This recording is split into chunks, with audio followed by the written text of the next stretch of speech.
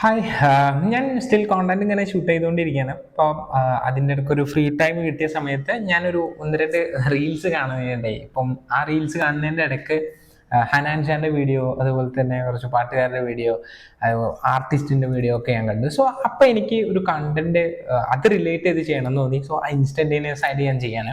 So സംഭവം എന്താണെന്ന് വെച്ച് കഴിഞ്ഞാൽ, നമുക്ക് ഒരുപാട് പേർക്ക് സ്കിൽസ് ഉണ്ട്, പക്ഷെ അത് നമ്മൾ ഷോക്കേസ് ചെയ്യുന്നുണ്ടോ എന്നുള്ളതാണ് എൻ്റെ ചോദ്യം. എന്തുകൊണ്ടായിരിക്കും ഇവരൊക്കെ ഹനാൻഷ ആയിക്കോട്ടെ, ഇതുപോലത്തെ ആർട്ടിസ്റ്റുകളായിക്കോട്ടെ, അവർ പെട്ടെന്നല്ല, കുറച്ച് ടൈം എടുത്തെങ്കിൽ പോലും അവർ റീച്ചായി. അവരെക്കാൾ ഇപ്പം പാട്ട് പാടാൻ അതിനേക്കാൾ കഴിവുള്ള എത്ര പേരുണ്ടാവും നമ്മളെ സർക്കിളിൽ ഉണ്ടാവും, ചിലപ്പോൾ നമ്മളെ നാട്ടിലുണ്ടാവും, ഒക്കെ ഉണ്ടാവും. പക്ഷേ ആ ഒരു റീച്ച് അല്ലെങ്കിൽ ആ ഒരു രീതിയിലേക്ക് എന്തുകൊണ്ട് അവർക്ക് എത്താൻ പറ്റുന്നില്ല എന്നുള്ളത് ഞാനിങ്ങനെ സ്വയം ഇവാലുവേറ്റ് ചെയ്തപ്പോഴാണ് എനിക്ക് തോന്നിയത്.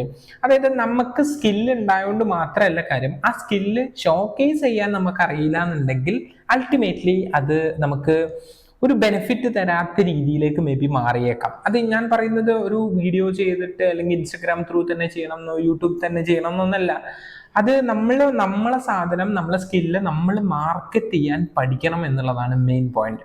ഇപ്പം എൻ്റെ കേസ് എടുത്തു കഴിഞ്ഞാൽ, എനിക്കുള്ളൊരു മെയിൻ കോൺഫിഡൻസ് അല്ലെങ്കിൽ ഞാൻ ബിലീവ് ചെയ്യുന്ന എൻ്റെ ഒരു കോൺഫിഡൻസ് എന്ന് വെച്ച് കഴിഞ്ഞാൽ ടീച്ചിങ് ആണ്. അപ്പൊ എനിക്ക് ക്ലാസ് എടുക്കാൻ പറ്റുന്നുണ്ട്. ആ പറ്റുന്ന സാധനം ഞാൻ പ്രോപ്പറായിട്ട് മാർക്കറ്റ് ചെയ്തപ്പോഴാണ് എനിക്ക് അതിൽ നിന്ന് റിസൾട്ട് ഉണ്ടാക്കാൻ വേണ്ടി പറ്റിയതും റവന്യൂ ക്രിയേറ്റ് ചെയ്യാൻ വേണ്ടി പറ്റിയതും.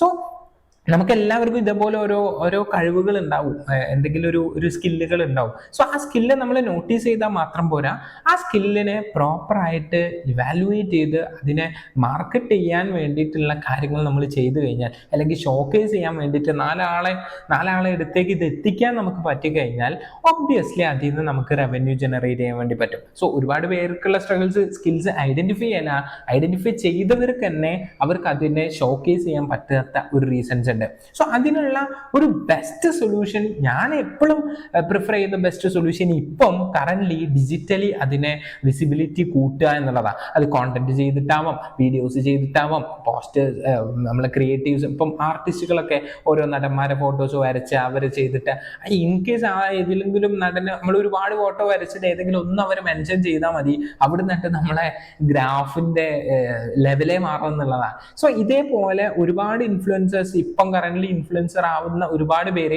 ഇതേപോലെ എക്സിസ്റ്റഡ് ആയിട്ടുള്ളവരുടെ സെലിബ്രിറ്റീസിന്റെ ചെറിയൊരു അവരുടെ കാഴ്ച അല്ലെങ്കിൽ അവരെ കാഴ്ചയിൽ പെടുന്ന സമയത്താണ് അതിന്റെ ഇമ്പാക്ട് വളരെ കൂടുന്നത്.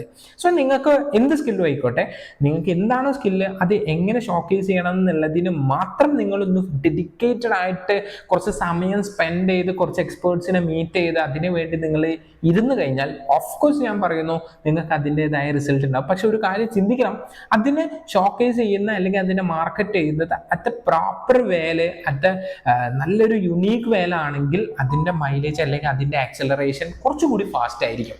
ഓക്കെ, ഇപ്പം ഞാൻ കണ്ടത് ഇപ്പോൾ ഹനാൻഷ എന്ന് പറയുമ്പോൾ തന്നെ നമുക്ക് എല്ലാവർക്കും മോർ ദാൻ ഇപ്പം അതിനേക്കാൾ കൂടുതൽ അയാളെ വ്ലോഗ്, അയാളെ പേഴ്സണാലിറ്റി, അതൊക്കെ ഒരുപാട് പേർക്ക് ഇഷ്ടപ്പെടുന്നുണ്ട്. ഇപ്പം ഞാനൊരു എക്സാമ്പിൾ മാത്രം പറഞ്ഞാൽ, ഇതേപോലെ ഒരുപാട് പേര് ഇപ്പം കറന്റ്ലി ഉണ്ട്. അവരൊക്കെ നമ്മൾ ലവ് ചെയ്യാനുള്ള റീസൺ എന്താണെന്ന് വെച്ച് കഴിഞ്ഞാൽ, ഇഷ്ടപ്പെടാനുള്ള റീസൺ എന്താണെന്ന് വെച്ച് കഴിഞ്ഞാൽ, അവരെ ആ ഒരു വിസിബിലിറ്റി അവരെ കൂട്ടി എന്നുള്ള. ഇപ്പൊ എക്സാമ്പിൾ പറയാം, നമ്മുടെ നാട്ടിലൊരു പാട്ട് പാടുകയാണെങ്കിൽ നാട്ടിൽ എത്ര പേര് കേൾക്കാം? അതേ പാട്ട് നമ്മൾ ഇൻസ്റ്റഗ്രാമിൽ ഇട്ട് കഴിഞ്ഞാൽ പറയാൻ പറ്റൂല എത്ര റീച്ച് എന്നുള്ളത്. സോ യൂട്യൂബിൽ ഇട്ട് കഴിഞ്ഞാൽ എത്ര റീച്ച് വരാൻ പോകുന്നതെന്ന് അറിയാൻ പറ്റില്ല.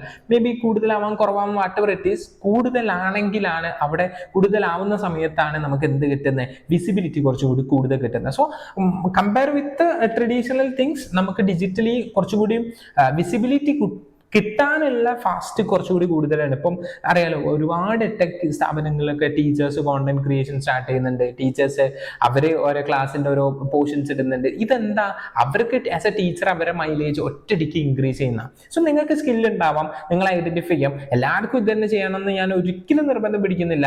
നിങ്ങൾ സ്കിൽ എന്താണെന്ന് ഐഡന്റിഫൈ ചെയ്തിട്ട് അത് ഷോക്കേസ് ചെയ്യാനുള്ള മെത്തേഡ് നിങ്ങൾ കണ്ടെത്തുക. ആസ് പെർ മൈ ഒപ്പീനിയൻ, അത് ഡിജിറ്റലി ചെയ്യുകയാണെങ്കിൽ നിങ്ങൾക്ക് കുറച്ചുകൂടി ഫാസ്റ്റ് ആയിട്ട് അതിന്റെ വിസിബിലിറ്റി വിസിബിലിറ്റി കൂട്ടാൻ വേണ്ടി പറ്റും എന്നുള്ളതാണ്. സോ നിങ്ങൾ ഇതൊന്ന് ട്രൈ ഔട്ട് ചെയ്ത് നോക്കുക. ഓഫ്കോഴ്സ് റിസൾട്ട് ഉണ്ടാവും എന്ന് ഞാൻ പ്രതീക്ഷിക്കുന്നു. ഇത് റിലേറ്റഡ് ആയിട്ട് എന്തെങ്കിലും ഡൗട്ട്സോ കാര്യങ്ങളൊക്കെ ഉണ്ടെങ്കിൽ നിങ്ങൾക്ക് കമന്റ് സെക്ഷനിൽ അറിയിക്കാം.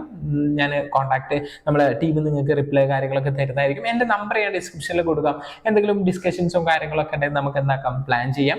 അപ്പോൾ ഞാൻ പറയുന്നത് ഇത്ര മാത്രമേ ഉള്ളൂ. ഞാൻ എല്ലാവരോടും, ഞാൻ എൻ്റെ ഫ്രണ്ട്സിനോടൊക്കെ പറയാറുണ്ട്, എന്തെങ്കിലും സ്കിൽ ഫൈൻഡ് ഔട്ട് ചെയ്തിട്ട് അത് മാർക്കറ്റ് ചെയ്യാൻ വേണ്ടി ഒന്ന് ശ്രമിക്കുക. അത് മേ ബി പറ്റും, നമുക്ക് എല്ലാവർക്കും പറ്റും. നമ്മളൊന്ന് ടൈം ഇൻവെസ്റ്റ് ചെയ്ത് എഫേർട്ട് കുറച്ചുകൂടി ഇട്ട് കഴിഞ്ഞാൽ ഓഫ് കോഴ്സ് നമുക്ക് അത് പറ്റുന്നതാണ്. So thank you.